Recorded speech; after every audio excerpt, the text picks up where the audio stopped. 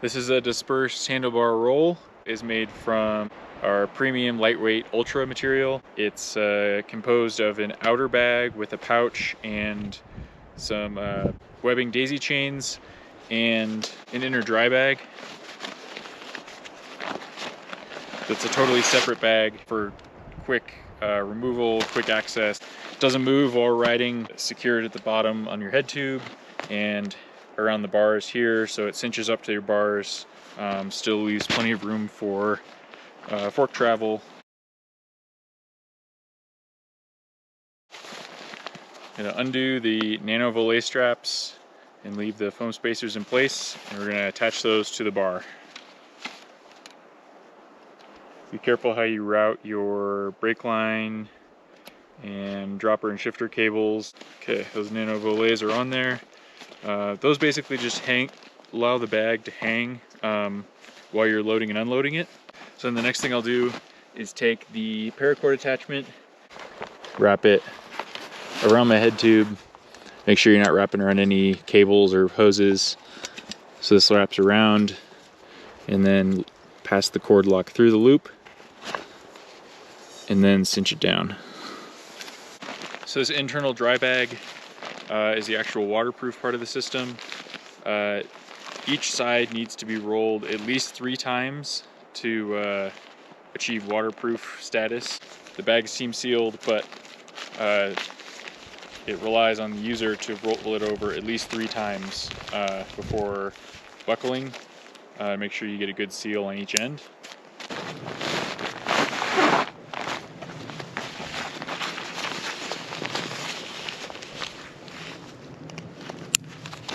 Make sure you got an eye on where your hoses are being routed. Nothing's getting pinched or kinked.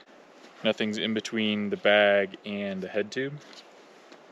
Now that I got this attached to the bike, I'm going to go ahead and use the 25-inch volet straps to secure the bag. There's a few different webbing daisy chains here. I'll route this one through this one on the top. It does not go through the one that sits next to the bar. It goes over the bar, and then it goes through the daisy chain on the bottom,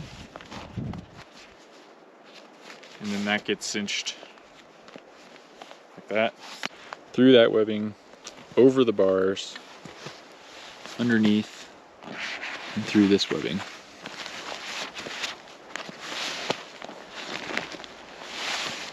This is what actually holds the bag up, these 2 big volet straps. And those only get tightened once you've got everything installed in the bag. So when you're putting this volet strap on, keep this shock cord up above it so you still have access to tighten the top of this pouch on the front. So right now it's all the way loose. I can easily get stuff in and out. If I'm going to be going on rough terrain, I'll just pull on this loop. I can still get into it, it still stretches, but it's kind of cinched down on the top. And then you can just hit this cord lock to loosen that when you need to get easier access. A lot of times I'll clip my inReach on these daisy chain at the top, and then it can stick inside here, and then it's not bouncing around anywhere. It's kind of contained, but it's still secure on this daisy chain. Take the contents out. I'm going to undo the volet straps. They stay installed like this. I can open the side of the bag and pull out my dry bag, and then take this to my shelter or whatever. These volet straps stay threaded in the webbing. And then this waterproof dry bag slides into the outer bag, which is also highly water resistant on its own, but it's not fully waterproof. Roll up the side.